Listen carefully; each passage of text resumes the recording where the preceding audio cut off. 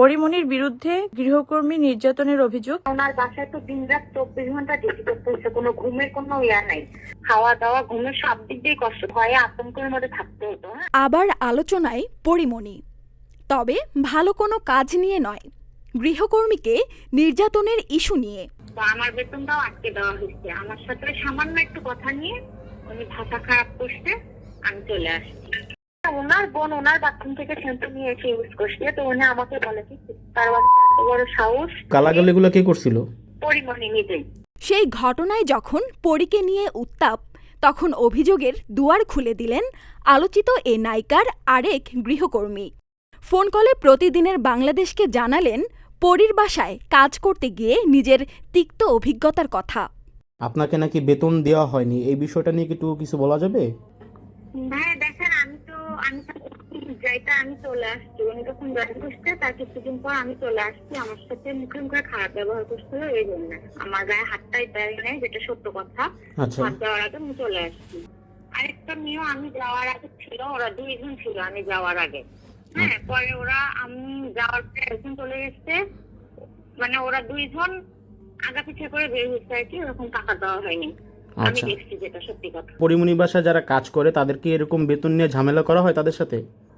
জি জি, আমি আমার সামনে দুইজন চলে গেছে, ওদের বেতন দেওয়া হয়নি। আমি যতটুকু জানি ওনার কাছে কাজ করছি, আমি 2 মাস কাজ করছি, 2 মাস 4 দিন। হ্যাঁ, তো আমার বেতনটাও আটকে দেওয়া হয়েছে, আমার সাথে সামান্য একটু কথা নিয়ে উনি ভাষা খারাপ করছে, আমি চলে আসছি। আমি ফোন দেই, ওনার বাসার ম্যানেজার আসছে, আমি পুরার নাম নাকি জানি না, যাই হোক তিনি তাকে আর কি, তার নাম্বার আমার কাছেও আছে। আমি ওনাকে কয়েকদিন ফোন করছি যে দেখেন ভাইয়া, আমি তো কোনো অন্যায় করি নাই, আমাকে বিনিয়োগ অন্যায় ছাড়া বকাবকি করছে, সে চলে আসছে বলছে, আমি চলে আসছি। আমার টাকাটা খুব দরকার, সামনে ঈদ, আমার বাচ্চা আসছে, আমি মালদার সাথে করবো, আমি গরিব মানুষ ভাইয়া, আমার টাকাটা অনেক দরকার। আমি তো তার কাছে জাকাতের টাকা চাইনি বা ভিক্ষার টাকা চাইনি। হ্যাঁ, আমি আমার কর্মের টাকা চাইছি। তো উনি বলছে কি হ্যাঁ আপনাকে টাকা দেওয়া হবে, টাকা আপনার মারে খাওয়া হবে না, আপু খুব ভালো, আপু টাকা দেয়, সমস্যা নাই। পরে আমি ওনাকে ঈদের আগে মনে হয় 3-4 দিন ফোন করছি, হ্যাঁ উনি শুধু একই কথা বলছে 2 দিন ধরে, হ্যাঁ দিবে, আমি আপুর বাসায় যাচ্ছি আজকে রাত্রে, আমি গিয়ে বলবো। আমি সুন্দর করে বলছি হ্যাঁ ভাইয়া আপনি একটু গিয়ে বললেন। এই ভাইয়াটা কি, ওনার নামটা কি আপু? ভাইয়াটা উনি হচ্ছে ওনার মানে ওনার শুটিং এর ম্যানেজার নাকি, বাসায় আসে যায় টুরান।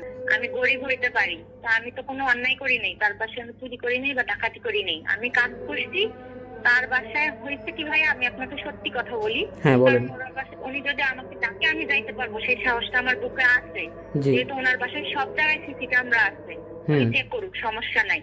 সমস্যা হয়েছে কি, ওনার খালাতো বোন, মানে গেস্ট আসতো বরিশাল থেকে না কেউ থেকে জানি, যাই হোক ওনার খালাতো বোন খালা আর কি।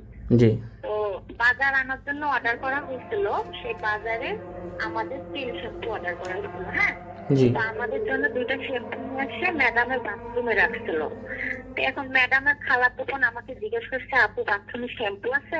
তা আমি বলছি যে আমাদের এর জন্য যেটা আছে ওখানে একটু আছে, আর নতুন যে দুটো আনছে ওই দুটো আপু বাথরুমে আছে।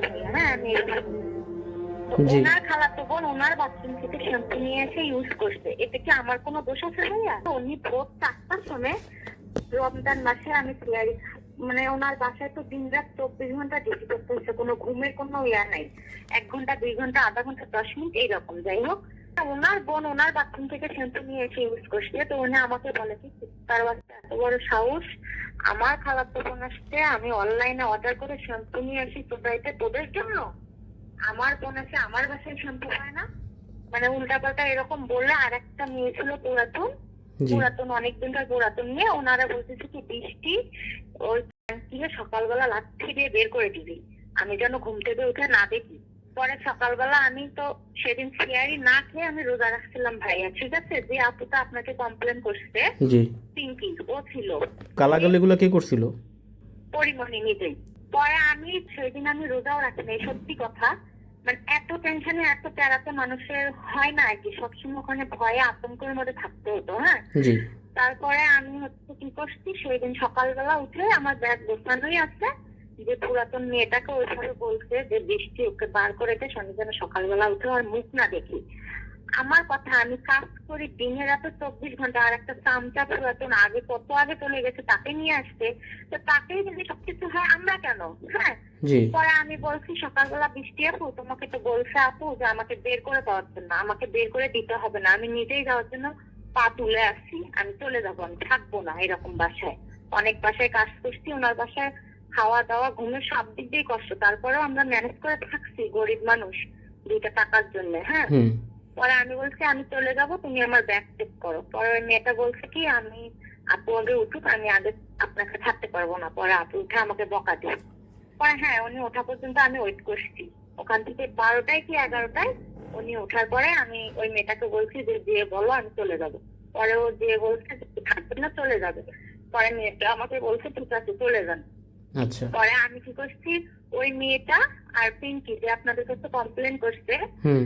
ও আর একটা ছেলে আমি ওখানে দিচ্ছি, একটা ছেলেকে আমি দিচ্ছি ওনার বড় ছেলেটাকে দেখার জন্য, হুম। ভিয়েতনাম। হ্যাঁ, হুম। তো ওদের সবার সামনে আমি ব্যাগটা চেক করে চলে আসছি, পিঙ্কিও ছিল। হুম। ক্যামেরা সবকিছু দেখানো আছে, উনি সবসময় ক্যামেরা দেখে, 24 ঘন্টা ক্যামেরা, সমস্যা নেই।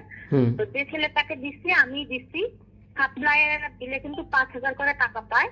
আমি আমার পরিচিত লোক দিচ্ছি, ওনার কাছে আমি টাকা চাই নাই, কোনো কিছু চাই না। উনি যখন বলছে আমি ওনার সামনে দাঁড়িয়ে জবাব দিতে পারবো। উনি রাত 3টা নাই, রাত 4টা নাই, রাত 5টা নাই, না রাত 1টা নাই, উনি যখন আমাকে বলছে শিরিন আমি আলু ভর্তা করে আলু খাবো, আমাকে এটা করো এটা করো, এটা একটু করো না, আমি সঙ্গে সঙ্গে বসছি। 24 ঘন্টা ডিউটি করে নিছে ভাইয়া। ঘরের মনে করেন হচ্ছে যে পুরাতন 2জন লোক চলে গেছে। হ্যাঁ, আমি থাকছি। হুম। হুম। তো আমাকে যে সাপ্লাই লোক দিচ্ছে, ওই সাপ্লাই আরো কয়েকজন লোক দিচ্ছে ও ওখানে। আচ্ছা, হ্যাঁ হ্যাঁ। তো ওরা হচ্ছে আসে এক রাত, আসে এক রাত আসে, মানে ওই বাচ্চা সারা রাত সজাগ থাকে, ঘুমাসে না সারা রাত, এবং কি সকাল যাই হোক দিনের রাতে প্রেগনা থাকে, ওই জন্য মানুষ থাকতে চায় না। আর আগে যে মেয়েটা ছিল জি, ওর জি। সাথেও খারাপ বাজে ব্যবহার করছে, যেটা সত্যি কথা, আচ্ছা। খারাপ ব্যবহার আচ্ছা। করছে। আমার সাথেও 2-1 দিন করছে, মানে মুখ দিয়ে বসছে, আমাকে গায়ে হাত তোলার সুযোগ পায় না, আমি সেই সুযোগটাকে দেইনি, তার আগে চলে আসছি। কিন্তু আমি আচ্ছা। ওরকম 3টের মতন থাকতাম, একদিন আমার গায়ে হাত তুলতো সে।